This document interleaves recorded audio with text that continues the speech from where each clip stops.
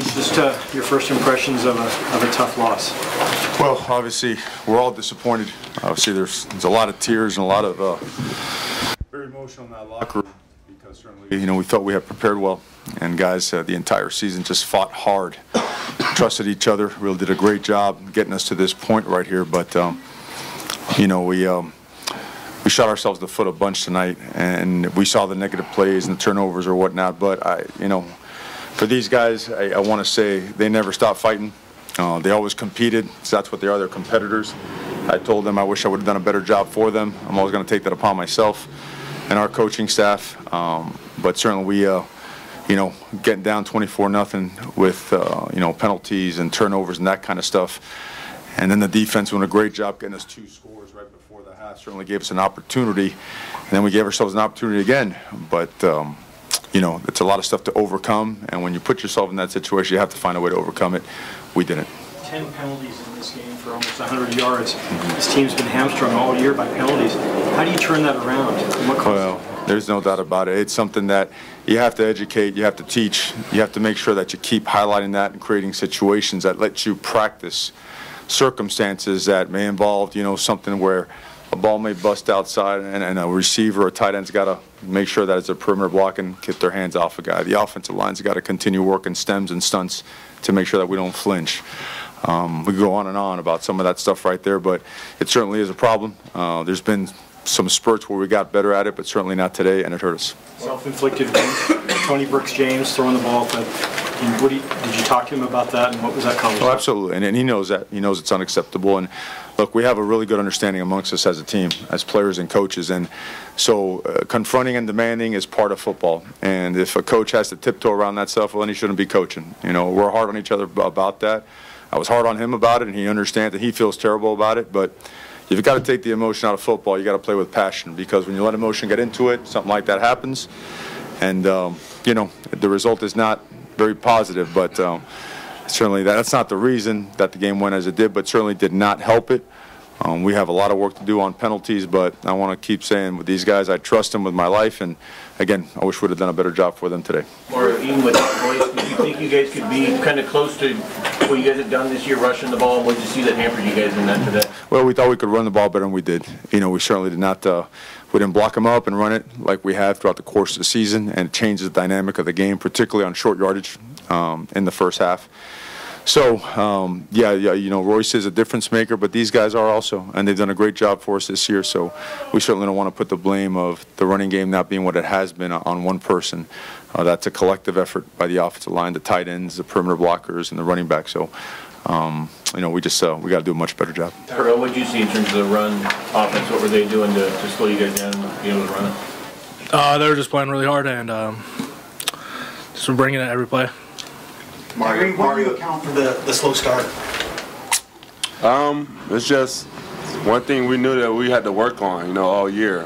Rather it's coming out at halftime or, just starting out from the beginning. But, one thing we didn't do is just give up. So, I'm just still proud of my team because the way we fought, and, we shot ourselves in the foot. We got to give the hats out for Boise State. They're a great team, and, we just fell short. Mario, Kirk Herbstreit and Mac Brown spent a large part of the broadcast kind of criticizing you for allowing Royce on the sideline, saying they just didn't like the fact that he wasn't playing, but he was still addressing the team. Do you have any thoughts on that sort of criticism? Well, I think everyone's entitled to their opinion. That part is what it is. We, in discussing Royce's choice, we had made a decision that we were going to just sit down and talk about it. When we did, it was something that we agreed we'd be supportive of, and the team did as well, and it's something that the team wanted. So I respect our players and their decision. It's a choice that we made, and that's our choice to do it, and we respect it. Mario, what did you see out of Cedric Wilson, #1 for Boise State today? It was 225 yards or something. What did you see? Explosive player. Yeah, he's a good football player, good athlete. Certainly, he does a lot of things, very dangerous, and made some big plays today in critical situations. Changed the game when we had opportunities to get off the field, so he's a really good football player. The craziness of the previous that you can build on. I'm sorry? What did you see today that you can build on? Well, I think the most important thing is what Tyree said. This team has no quit in it. I think a lot of teams, will fold their tents when they're down 24-0 or things don't go their way. And you look at the way they just kept fighting, scratching, and clawing to make this thing a competitive game. It's To me, that's the positive. All right, there's trust and belief in that locker room. The part that's negative is the way that we execute it. And again, you don't point at players for that. We got to take that upon ourselves as coaches. And it's a locker room where it's, oh no, it's my fault. It's my, everybody tries to take accountability for it, and that's positive. But certainly, when you're building a program or rebuilding, I would say, and you want championship performances, this thing just doesn't. You can't allow mistakes. You can't allow penalties to creep into the processes, because then you really get sidetracked by it, especially against good teams. So in all this stuff, there's a tremendous amount of teaching, and that's what we have to focus on, teaching, because ranting and raving and doing all that kind of stuff, it doesn't help anybody get better. We got to make sure that we buckle down, that we understand the opportunity that we had, learn from it, and be ready to push forward. Was the craziness involved with the coaching changeover, Tyree, and you taking over, play any type of role, and maybe you guys looking uninspired, distracted today? This is for the players as well. Or did you guys not play uninspired and distracted? Because you certainly looked like you were. Yeah, well, it's, again, you're entitled to your opinion. I don't think our guys were uninspired. We just didn't play well. It's something that maybe you would like to ask the players, and they'd be honest with you, I'm sure. No. This last game, your senior game at home, how disappointing is that for you personally to leave the program like this? I want to say disappointing. It sucks, but you lose occasionally if you play enough football, and I'm just glad I could be in front of my home crowd, and glad I could be here with my team. Tyree, what did you see from Wilson for them to see to go to get past some of the guys there for? Just like Coach said, I mean, he's a explosive player. I mean, I was trying to do as best as I can just to, let my teammates know where he was on the field. But, I mean, he's one of those players that you can move him anywhere, and, they're going to feed him the ball. So, I mean, he did a good job at, attacking our weaknesses, and we just got to play better and play more tougher. Tyree, earlier this week you said you'd like to get in the end zone. You now have the longest return for a touchdown in Oregon history. What was that play like? Oh, man. I was just studying my tail off all this whole weekend we've been here. And like I said, I did tell you that, I would love to get in the end zone for my last, collegiate game, as a Duck. And my teammates did a good job, just blocking for me. I got one last year, and, I didn't make it to the end zone. So I was just glad that I made it to the end zone. And there was no better feeling that I could just help my team, before going into half. Coach Van Esch was really flying around the field defensively. How was he able to impact what you guys were doing offensively? Well, he's certainly a good football player, very rangy, long, really makes a lot of plays, has a good nose for the football, responsible for line calls. We had a tremendous amount of respect for him coming into this game, and he's exactly what we thought he was. He's an excellent football player, really instinctive, and made a lot of plays. Tyree, it looked like you were shaking your head on the question about you guys maybe being distracted by the coaching change and everything. But did you think that was any factor for you guys? I don't think so at all. If that was the case, I mean, we got a guy like this, leading our team, man. We just want to just, do whatever we can, lay our bodies on the line for him, and, we're not worried about, the decision that Coach Taggart decided to make. We're playing for this coach now, and that's all that matters.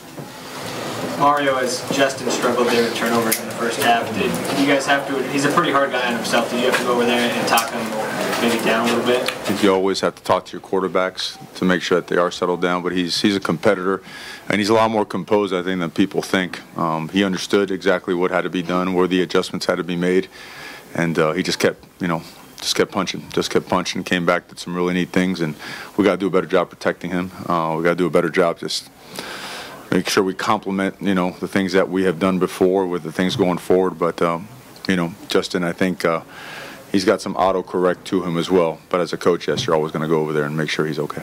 I mean, you guys are in a big hole. What sort of set the stage for that surge late in the first half? I mean, we just knew that, the defense, we knew we didn't start off right. And just going into the second half, we just knew that we just had to make a change. Whether it was just, getting stops, getting off the field, and just putting our offense in a better position just to, drive the ball. But like I said, our defense, we wasn't going to quit. We know that we have to, finish a game and start off, fast. But we did a good job at, getting stops when we needed to, and, getting our offense the ball when they needed it. So. Last minute before halftime, though, can you ever be thinking as a defense we need to put points on the board as a unit? Definitely. Troy got, our first points for us, and. They had a sudden change, and like I said, I've been studying all week, and me and Ariana was the vets of the defense of the secondary, and just by alignment and assignment, we were able to figure out what the route combination was, and I was just happy that I can just make a play for my team. Mario, did you have to change how much kind of in-game you were able to talk with your linemen? Was that kind of change, and how did you think the line performed? Well, we didn't perform well enough tonight. We know that, and we're disappointed, from that standpoint. So, but no, I mean the entire week has gone as it usually does. You have your head coaching duties that you have as well, and Coach Cody Woodall did a real good job with those guys, preparing them as well, and we felt we really had our best weeks of preparation that we've had. So really can't make an excuse for anything. We just got to do a better job coaching those guys, and we got to do a better job executing. Mario, with the timeout on the first play, was there any adjustment with the new play caller, or was that just getting guys in the right spots? Do you remember that? No, the first play, what happened is our guys were out there and the clock was ticking, and their side was taking a long time to get on over. So I kept asking the official, hey, are you going to, do something about this? But he felt that we were out there a little bit later than usual when the clock had been wound, so I didn't want to start the game on a negative note. So that happened multiple times during the game. Why didn't you just snap the ball? I'm sorry? That where Boise came onto the field late. And right, but it's the referee's sitting over the ball, and when he is, you can't snap the football. Darryl, how do you view your role with the team at the university going forward now that was your last game? Just kind of being there for the players. If they need any advice or just like anything at all, just being there for them pretty much, and just as support for them. Mario, you talked about wanting to use this game as a way to establish your identity. How do you feel like after the way things played out, the identity of this program is right now, and how much work do you guys still have to do? Sure, we didn't do it today. We'd like to think that the things that we were building upon, especially our last two games, were the kind of things we were striving to be and show today. We didn't do that today. So obviously that's not what our identity is or is going to be. We've got to get back to work, once we come back off the break and reestablish ourselves, recognize the good things that were accomplished this year and the things that have to be, that have to be